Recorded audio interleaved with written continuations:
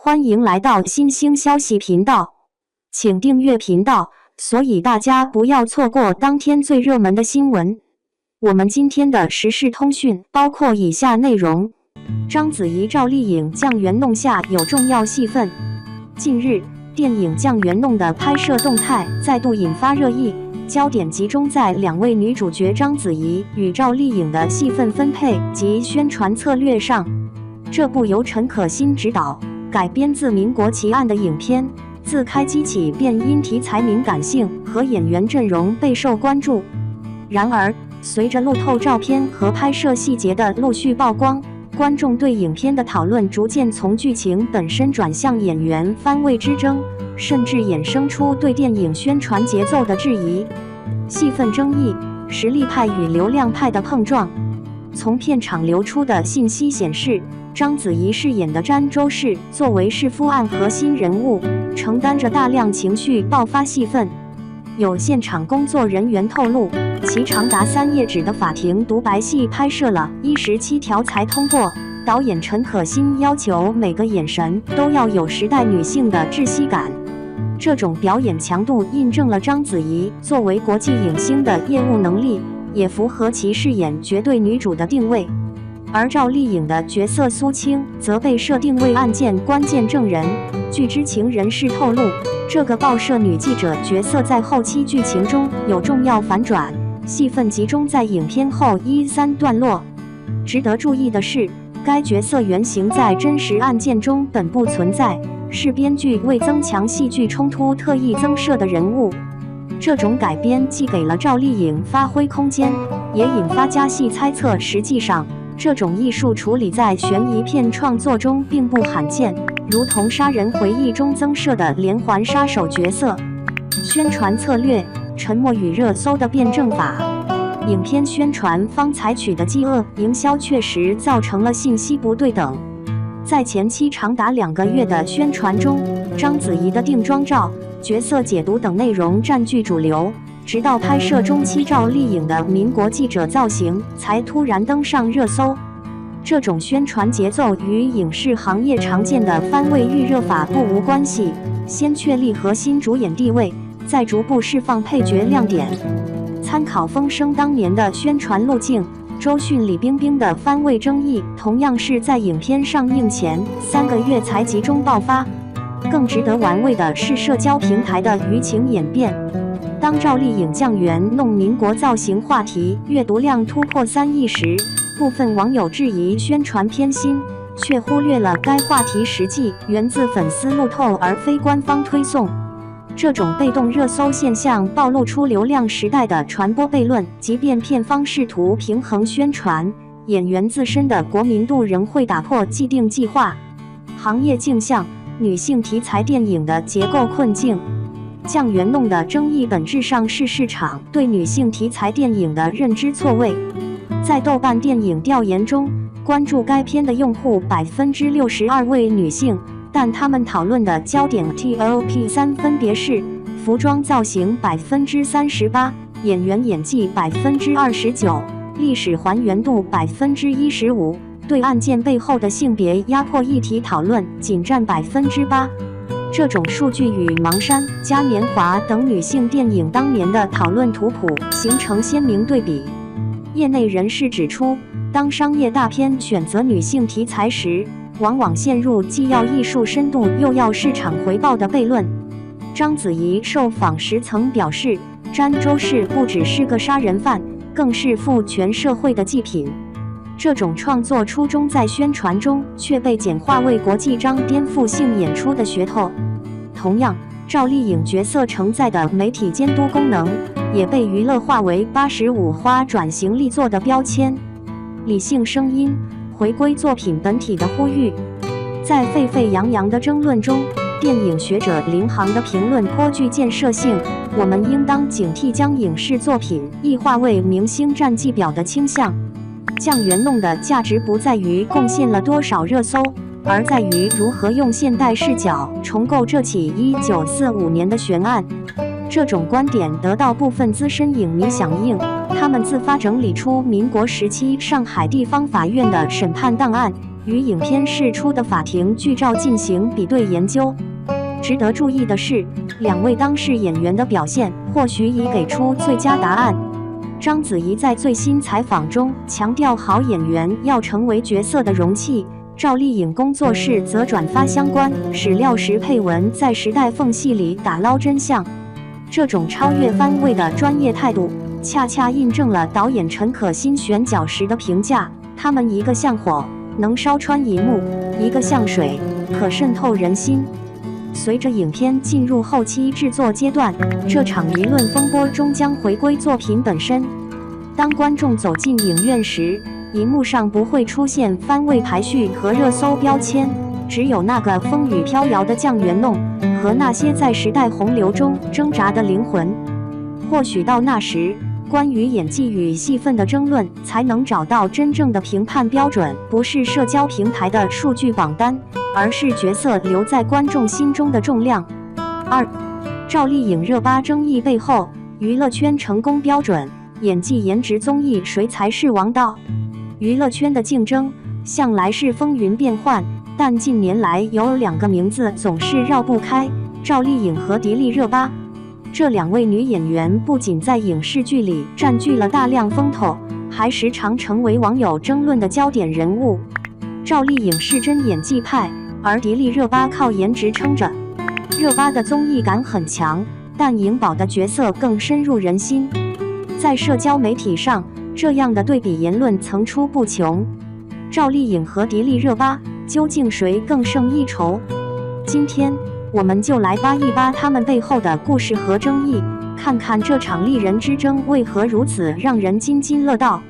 赵丽颖和迪丽热巴，乍一看是两条完全不同的赛道选手。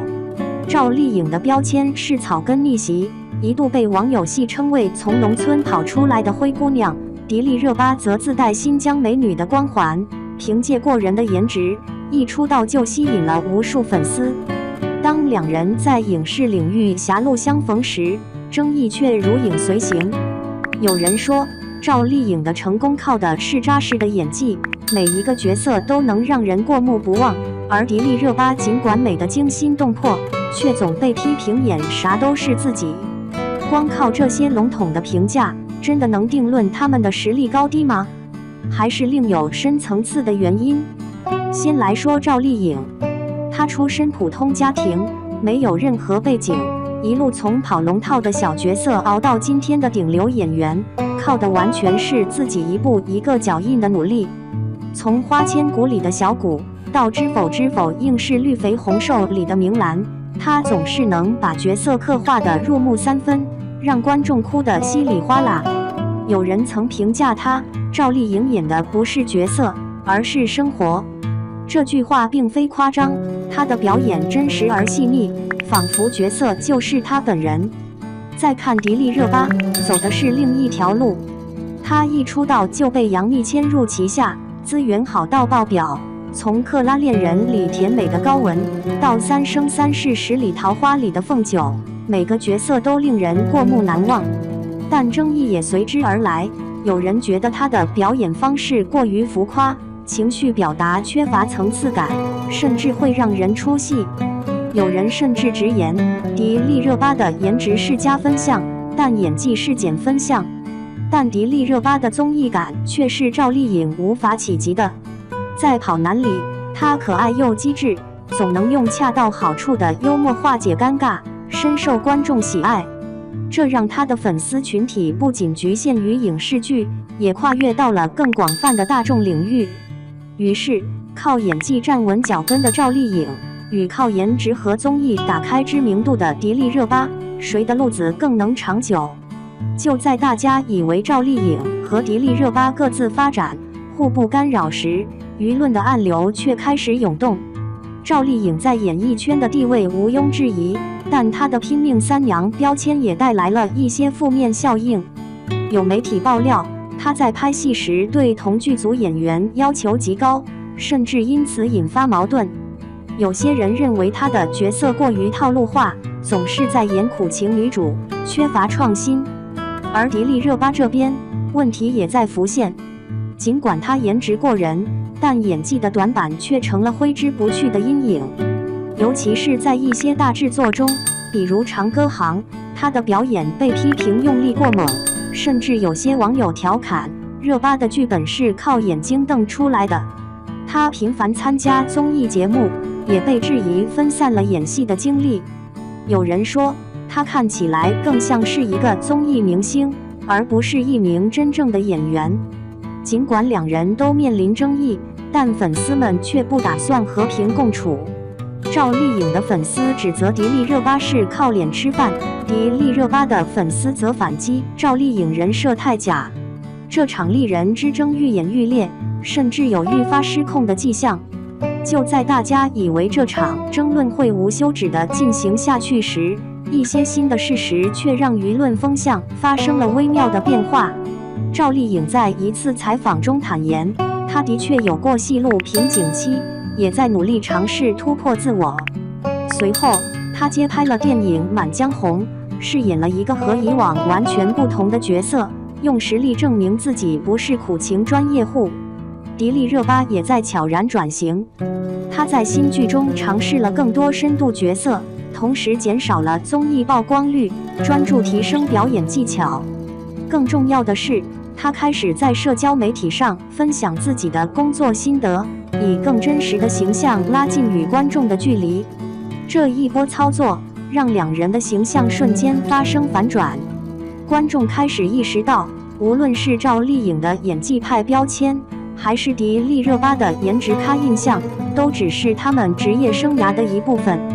他们都有自己的闪光点，也都有值得改进的地方。尽管看似两人都在朝着正确的方向努力，但新的问题又随之而来。对于赵丽颖来说，角色转型的尝试能否真正被观众接受，还是未知数。一些人认为，她的表演虽然扎实，但缺乏冒险精神，无法像巩俐或章子怡那样站在国际舞台上。对于迪丽热巴来说，虽然她减少了综艺曝光，努力提升演技，但观众对她的第一印象已经根深蒂固。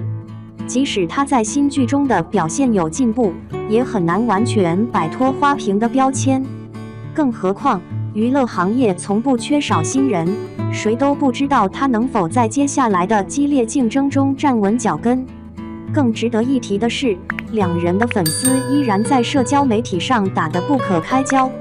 赵丽颖的粉丝认为，演技才是评判演员的唯一标准，迪丽热巴的粉丝则表示，现在是颜值经济时代，观众更愿意为明星的外形买单。双方的分歧不仅没能缩小，反而越发对立。从赵丽颖和迪丽热巴的对比中，我们不难发现一件事：娱乐圈的成功没有固定模板。赵丽颖用演技赢得掌声，迪丽热巴靠颜值和综艺圈粉。他们的风格完全不同，但都成了各自领域的佼佼者。可惜的是，舆论总喜欢用非此即彼的方式评价他们，却忽视了他们各自的亮点和努力。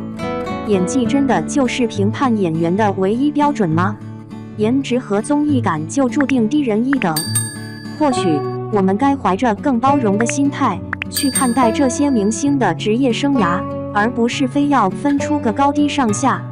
赵丽颖和迪丽热巴的争议背后，隐藏着一个更大的问题：究竟什么才是演员成功的真正标准？是像赵丽颖一样用演技征服观众，还是像迪丽热巴一样用颜值和多元化的表现力吸引粉丝？你心目中的答案又是什么？欢迎大家在评论区畅谈你的看法。